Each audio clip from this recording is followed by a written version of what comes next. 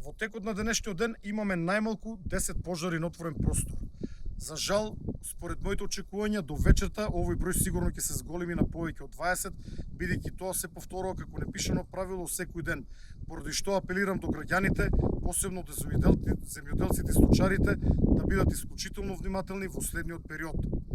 И понатаму, најголем предизвик ни представува пожарот кој што со денови гори на територијата на ловиштето Јасен. Во текот на ноќта имавме една драматична битка со огнените јазици и не дозволивме пожарот да премине преку еден шумски пат, со што понатаму ќе беше загрозено селото Брезница од скопска страна. Благодарение на интервенцијата на припадниците на ЕБАР, како и неколку пожарникари од македонски брод и вработените во Јасен, оваа линија на пожарот беше сопрена, со што воспоставивме целосна контрола врз еден од трите краци на овој пожар. Врз вториот крак на овој пожар на Јасен, рано наутро со работа почнаа припадници на армиските специјалци волци и ренџери со поддршка на 2 трактори на Дирекцијата за заштита и спасување. Во овој момент е воспоставена делумна контрола и овој пожар нема да представува закана да се придвижи кон посебна нова шума од другата страна на гребенот, во насока на селото Брезница.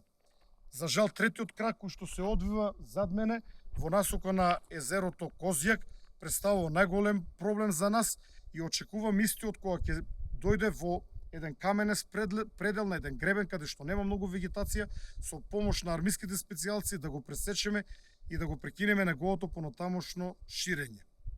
Пожарот врз кој што имавме воспоставено делумна контрола, пожарот на територијата на општина Јагуновце, во аторот на село Јажинце, иако беше по целосна контрола, предмалку повторно еден крак беше разбуден и реактивиран и се движи во насока на селото Долно Орашје, како и село Радуша од скопска страна. Таму се наоѓаат екипи на Скопската бригада за противпожарна заштита, а набргу ќе полети еден армиски хеликоптер. Исто така имаме 2 активни пожари на територијата на општина Липково. При тоа еден е во аторот на селото Лојане, друг во аторот на селото Слупчане, дејствуваат кумановските пожарникари и верувам дека набргу ќе бидат ставени под контрола.